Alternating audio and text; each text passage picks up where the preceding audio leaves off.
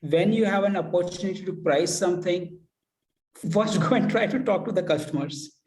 If you go to engineering or production side, you would get the cost, it will bias you. If you go to the sales or that team, they will say, okay, it's good margin, it's bad margin. But again, margin, thinking about margin is again cost plus. So just sit in the customer's mind and think from there that what benefit they're going to get from that product and then price from there. Coffee's for closers only. So we've established my proposal is sound in principle. Now we're just haggling over price. Let's see how much we're going for on eBay. Man, it's the same as Dunkin' Donuts. Costs 15 times the price. Welcome to Impact Pricing, the podcast where we discuss pricing, value, and the intuitive relationship between them. I'm Mark Stiving, and my mission is to help your company win more business at higher prices. And helping us do that today is our guest, Vikas Pal Boaddh. And here are three things you want to know about Vikas before we start. He was Senior Strategic Marketing and Pricing Leader at Honeywell. In fact, he still is.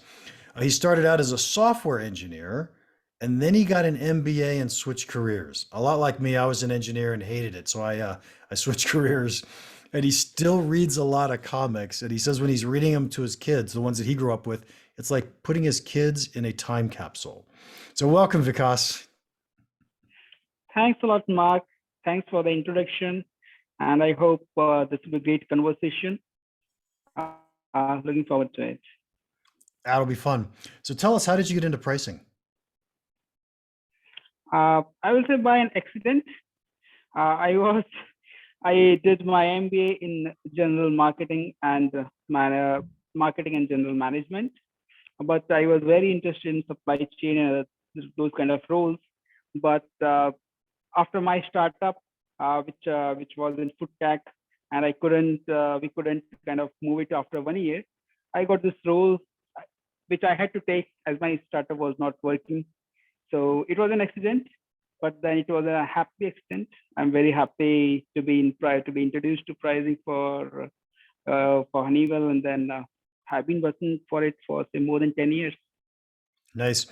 Yeah, I think most entrepreneurs have one of those unhappy experiences where we have to go do something else for a while, and then maybe someday we can get back to it. So there's nothing at all wrong with that. So tell us about, I always ask people, what are you passionate about? And you wrote quite a few things, which I love, but I want to know, what do you think about cost plus? Because I'm not a fan of cost plus, like everybody knows that. But you write, you're passionate about the cost plus model. Tell me why. Yeah, so cost plus model is something which we all are born with. I find that is a default mode of thinking for most of the human beings. And I think that's default mode because it's easy. For pricing, there are a few things that we need to know. And we all think that we know the cost because we do for the product or offering that we are selling. And we also know how much money we want to make. And we put those two things together and cost plus is generated. But a third thing, that how much is customer willing to pay, is a little hard work to understand, to ask questions, to probe customers. And that's why that's little not so intuitive for human beings. So I guess cost plus is very easy. And whether it's a small roadside seller or it's a huge, big executive in a large multi MNC, cost plus comes naturally. And it's a task for a coach like you to educate people that value plus is the right thing to do. Okay, so good. We didn't disagree, and that makes me happy. But I actually like your description and the fact that cost plus is easy. But I'm sure you would have gone on to say this had we asked, but cost plus is not profit maximizing by any means. And if, we always see the 1% windfall, if we could improve our pricing by 1%, that could improve profitability by maybe 10%, somewhere in that ballpark. And so just small improvements in pricing can have a huge profitability impact, which says value-based pricing makes so much more sense than cost plus pricing. So what are the hints that you would give or that you've seen so far that make value-based pricing easier for people to adopt? I guess the easiest thing or the most important thing for people to think about value-based pricing is, I would say there are two things. First is to know the customers inside out, to understand your customer base. That is the key thing that one should have. And then value-based will give, as you said, the most most profitable strategy is to have the value-based pricing. So for a person, for a business, needs to focus on these two things. Do I want to make expected gains, which is kind of cost plus? We know how much cost, and plus something that will give you expected gains, but it will not give you the maximum gains. And do you know your customers well? If someone doesn't know, then they will find it difficult to implement value-based. These two things, I guess, gives a hint why it is important. Yeah, and so how do you do that where you guys are? And you don't have to give away any secrets, but how do you learn about the customer, and what would you describe when you say this is what a customer thinks? What's important about what they think? So actually, we as you said, without going into detail, we focus on two things. One is what is my customer selling? How are they making money? So once we understand this thing, that how my customer is selling it to their customers, that helps me. That gives me the key that what is most important about them, what is most important to them. Because if my offering is helping them sell more, sell better, sell much better offering to their customers, they will be willing to pay more. Understand the customer's business model and how they're selling to their end customer is key. Second, how do I know about it? It's simple, asking the customer. Doing VOCs is the most important thing in a pricer's or the pricing person's job, to talk to the customers, ask them about all the things which goes in their business, understand them, model them, dollarize them, and then set the price. Yeah, I think that makes a lot of sense. The concept being, if we're going to sell to B2B, so we're going to sell to other businesses, the only reason another business is going to buy a product from us is because we somehow make them more money, right? We either reduce their costs or we increase their revenue and their profitability. So, if we understand their business and we can put our product in their business in a mental state, right? In a future state, yeah, then hopefully we can help them understand how much money they're going to make because they bought our product. Right. So that makes all the sense in the world to me in terms of how do we understand our customers. Now, you had said pricing people should do this. In your organization, do pricing people actually do this? Yeah. We talk to the customers there are two levels of information, right?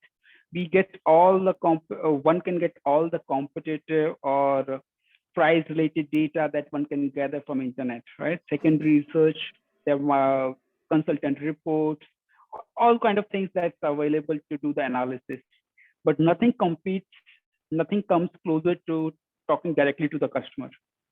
So yes, I agree. I mean, we do that. I'm a pricing person. I talk to the customer.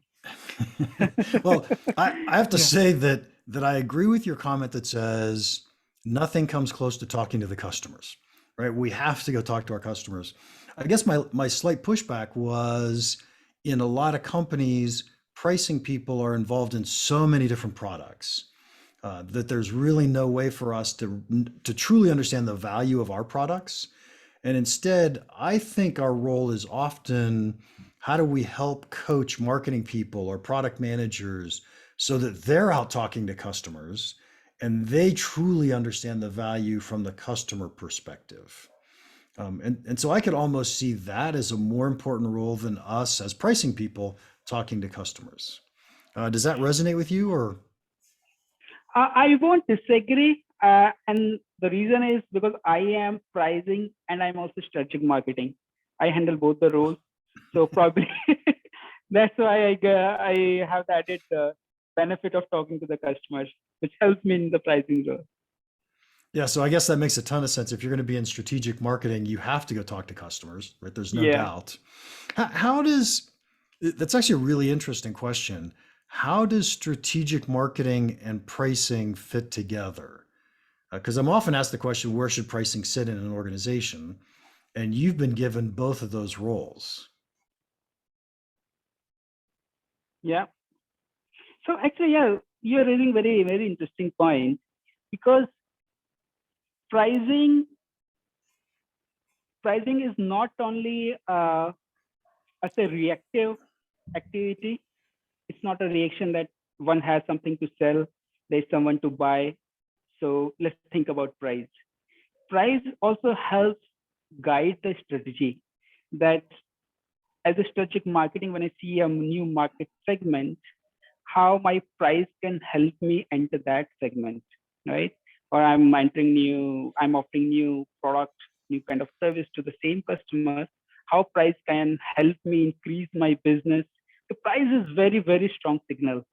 It can signal a lot of things to the customer, and we can really play around it. It can tell to the customer that, yeah, you should go for the new product because the next best alternative is not so good, or it can promote next best alternative, it is just too high. So again, as a strategy marketing, whatever strategy you make, price is a strong lever to implement those strategies. Yeah, I think that makes a lot of sense where you have some control over what the pricing is going to be. Do you actually set the prices for your products? Yeah. Yep. So you are the person choosing the prices that go out, and you're choosing the strategy for the marketplace. And in a lot of ways, that's really nice because you have to be watching the market all the time. You have to be seeing what's changing, our competitors changing, our customer preferences changing. And so that makes a lot of sense for you to be the person saying, this is the pricing that we want to use. The thing that I sometimes push back on with that is I would like it if product managers actually set prices. And the reason I say that is they're the ones trying to define what the next version of the product looks like. And I want them to be responsible for, is that product profitable or not? Is it successful or not? So what are your thoughts on that? Right. No, actually, yeah. So let me even clarify. So when I say I set the price, I mean, as the pricing person, I have a key say in what the price should be. But as you said, the people who own the product, say, for example, the offering managers, they are the people who are kind of owning the price for that. So you are absolutely right that they should be doing the final sign off on that. As a pricing person, it's my role to provide all kind of inputs and the guidance to help them reach there. Yeah. So I guess I agree with your comments. Yeah, that makes a ton of sense then. And Yeah. so one of the other things you said you were passionate about was pricing frameworks for an organization. And what do you mean when you say those words? Right. So after my, say, as I said, 10 plus years of experience, I guess in any organization, there are mainly 4 activities from the pricing perspective. So one is setting the price itself, which has to be more scientific, based on value-based pricing, identifying elements, economic analysis, and all that. That is the key thing for an organization to do. The first pillar. So second pillar is about execution. So all the great price we set, we identify all the value elements, we dollarize, we set up a great price. But if our sales folks are not able to execute in the market, if that gets leaked through discounts or any kind of rebates or things, then that's all that effort goes in vain. So I guess second pillar of pricing organization is how to ensure that there's no leakage. So all kind of analysis, whether it's waterfall analysis, transactional analysis, discount analysis, that is second pillar. How do we execute the price established. Third pillar is about price impact measurement. So all the organizations now, they have to report how much they report, but how much price impact has been made, how you're dealing with inflation, how you're getting price for the value that you're selling. So assessing the impact of price change and then delivering it live to your senior leadership is a third pillar. And fourth pillar is that first three pillars dealt with how do we give a good pricing to the organization. Fourth pillar is driving efficiency in the process. So fourth pillar is about automation in doing all the first three pillars routinely, regularly, with as less manual intervention as possible so that those things go smoothly. So the fourth pillar I would say is the automation of all the first three. Yeah, so I love the way that you've broken that down. That's really nice. Setting prices seems obvious, right? Everybody would do that. Yeah. In the execution side, do you deal a lot with salespeople and training salespeople, helping them be more successful? Exactly. So that is about execution, that we need to do value selling training, telling them about why they need to be value sellers and not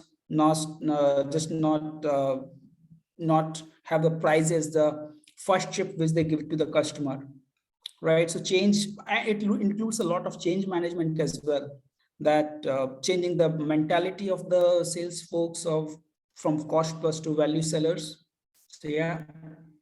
The one that I like that you mentioned, measurements, measuring the impact of what we've done. I always find that interesting because I think we as pricing people have this huge impact, and we can demonstrate that with measurements and numbers that have moved. But then as soon as we do that, somebody in marketing says, no, that's because we had this great marketing program this year. So since you're both in marketing and sales, you can understand that really well. How do you combat that? How do you make sure pricing gets the credit?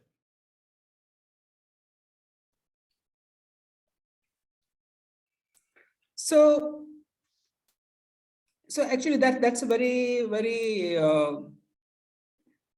what should I say? Once the improvement is done, there's huge competition within organization that who gets the credit. And as you said, everyone wants to take the credit of, okay, seller said I did the better negotiation to get the price. Marketer would say I did better promotion, better conferences to get the price. And of course, as a pricer, I would like to get the credit as well. So yeah, that's I guess what I say when I say price impact measurement is that for the organization, if last year we sold X and due to price changes, we are able to get, again, as an organization, we are able to get extra dollars, that's the impact to the organization. I'm not talking about volume increase because I guess volume increase is more about sales guys doing it. But if it is a percentage points improve in the price, that should go to the pricing folks. Yeah. Yeah. And I also like the attitude that says, look, business is a team sport. Maybe I can't do it on my own. So let's share it, but we're getting ASPs up, or we're getting margins up, or whatever it is that we're trying to move. As a company, we're moving it. So that's what we want. So nice. What are some of the things that you do on the efficiency side? How do you get, there's some pricing systems companies out there that tout the fact that speed to quote is a really important thing. And so this is an efficiency. How fast can I get a quote turned out when a customer gives me a request? What are some of the things that you focus on when you try to get more efficient? Okay. So for us, we are very lean organization. And I guess most of the organizations want to be lean, and most of the organizations want to have more processes and less individual dependent. So when I say efficiency, basically we try to establish systems so that, okay, there are many folks like offering managers, pricers, marketeers involved in this thing, but there has to be process The inputs have to be captured for different levers to set the price, and those inputs need to be processed, not manually. Again, it should not be that, for example, let me take an example that a seller would say, previously a seller would say that, yeah, 3 years back, I sold my product at such and such price. So yeah, after 3 years, inflation got up a little bit. Let me increase the price by such and such percent, and then I sell it. Okay. So that is that is cost plus, and that is not efficient. Person is taking responsibility of everything. There's no system. Again, next step is, as a pricer, I would come and say, yeah, okay, let's identify the value elements and do XYZ and establish the price, and then done. But then next time, if I change, the next person comes, he would use his own assumptions for dollarization and value elements, and he would do the different thing. So now the efficiency and standardization comes to capture all the things that I have done into the system, and then doing it repeatedly, so that processes are set, and we are not, as an organization, we are not spending that much time again doing the same things again and again. And establishing price is one-time process, but then revising it every year based on different inputs can be less intensive. It can be automated reasonably with the available softwares, and as well as within the company. So that is the automation that we need, so that every year we do not spend time in doing the value walk for every product. I think that was a great example. We could step away from pricing. It doesn't matter. How many times do we revisit a decision because we don't remember how we made the decision in the first place? And so if year after year we're going to make a pricing adjustment, wouldn't it be great if we had at least documented how we made the last pricing decision and start from that point? Yeah. So that makes just a ton of sense. All right. Vikas, we're going to run out of time here in just a second, but let me ask you the final question. What's the one piece of pricing advice you'd give our listeners that you think could have a big impact on their business?